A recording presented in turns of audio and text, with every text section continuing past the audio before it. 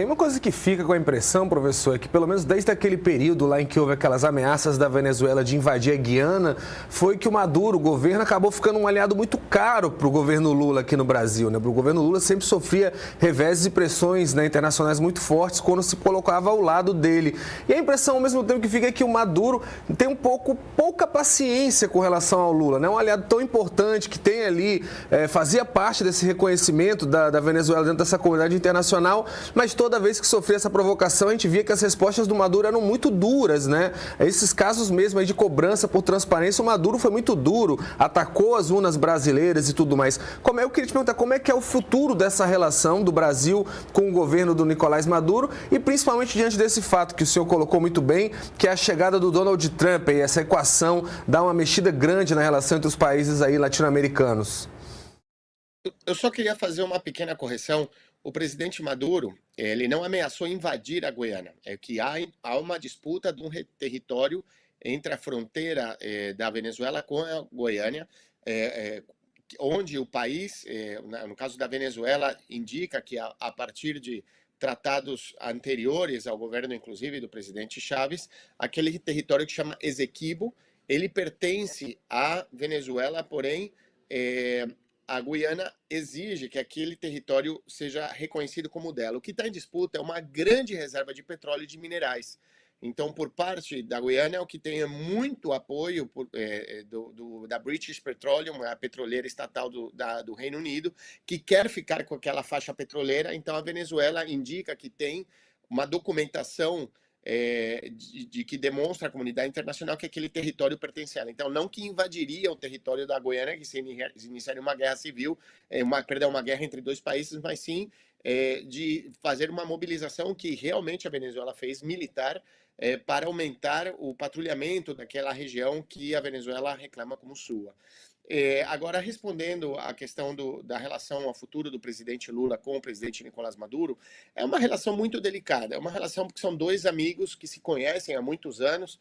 O presidente Nicolás Maduro foi o ministro de Relações Exteriores durante o governo do presidente Chávez, muito amigo pessoal, inclusive do Celso Amorim, que hoje é o principal assessor de Relações Internacionais do presidente Lula, também muito amigo, muito próximo ao presidente Lula, e agora gera uma tensão muito complexa. E eu acho que, historicamente, para o Brasil, é muito ruim ter sido o vetor que impediu a entrada da Venezuela aos BRICS.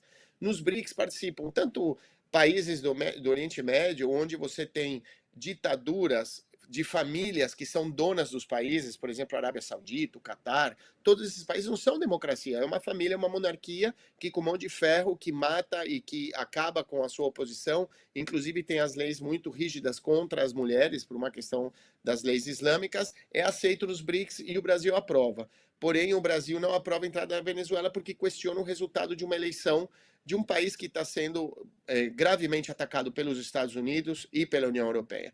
Eu acho que é uma mancha nas relações internacionais, na história de integração que o presidente Lula sempre liderou, e não só com a América do Sul, América Latina, mas com o Sul global, né? O Brasil foi um país fundamental para a integração desse Sul global, incluindo também a Ásia, incluindo também a África.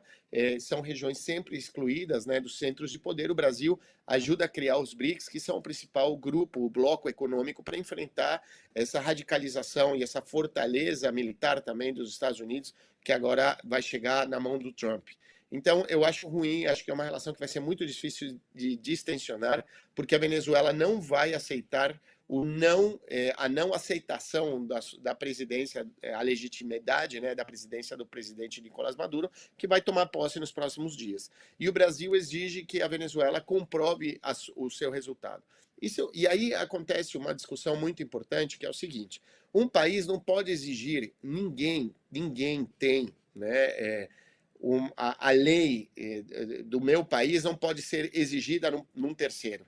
Então, o que os Estados Unidos dizem de que exigem que a Venezuela, ou que a Síria, ou que o Brasil façam, isso está errado. A União Europeia não pode vir à América Latina, os Estados Unidos vir à América Latina, exigir mais democracia ou exigir processos transparentes. Primeiro que os Estados Unidos é um país extremamente corrupto, com um sistema eleitoral que é um dos piores do mundo. Vamos lembrar que se roubou a eleição do Bush filho, né, a reeleição dele foi roubada do Al Gore, né? Aonde? Na Flórida, onde seu irmão era o governador. Se roubaram 100 votos, 200 votos, uma eleição que nem é eleito o presidente que tem a maioria dos votos diretos. É um sistema absolutamente corrupto e ineficiente, que já apresentou ao longo da história uma série de falências. Então, esse país não pode, não tem moral e nem existe legislação no mundo que permita que ele venha exigir do Brasil, da Venezuela, da China, de qualquer lugar do mundo, transparência, democracia. Isso não existe, nem a União Europeia. A União Europeia tem reis, né? A Bélgica tem um país que tem rei, que tem família real, a mesma coisa a Dinamarca, a mesma coisa o Reino Unido, e a gente não exige que esses países acabem com suas monarquias para legitimar aquele Estado.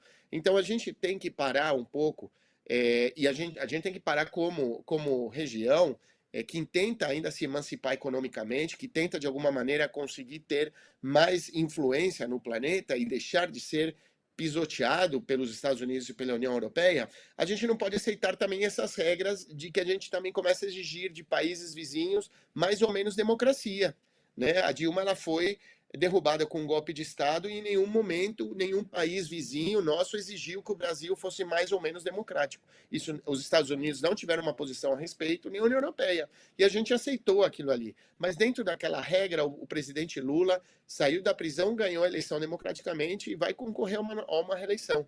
E a comunidade internacional aceitou isso. Então, por que a gente tem que obrigar a Venezuela a se moldar ou trabalhar dentro de um processo democrático com as regras que outros países impõem? Isso eu acho muito errado, porque também nenhum país que está exigindo democracia na Venezuela, nesse momento também se parou firme contra o bárbaro bloqueio econômico que existe contra a Venezuela. Houve tentativa de invasão militar, houve tentativa de assassinato do presidente Nicolás Maduro, em nenhum momento houve essa radicalização dos países que hoje exigem democracia na Venezuela para defender, naquele momento, uma decisão soberana do povo venezuelano, que era o presidente Maduro estar lá. Então, eu acho que é uma mácula no governo do presidente Lula, que ha sido um exemplo mundial de integração, principalmente daqueles povos que tentam superar a fome, a desigualdade, contra um país vizinho, um país irmão, que nesse momento, que também nos momentos mais difíceis do Brasil, vamos lembrar no Covid, né, que eles mandaram oxigênio para todo o norte do Brasil, quando o governo Bolsonaro sequer reconhecia que existia o Covid, que essa doença matava, a Venezuela enviou oxigênio para ajudar todo o norte do Brasil, Manaus, isso a gente não pode esquecer. Então, eu acho muito ruim do Brasil para lá ter esse olhar. Agora, o governo Trump vai ser muito complicado, né?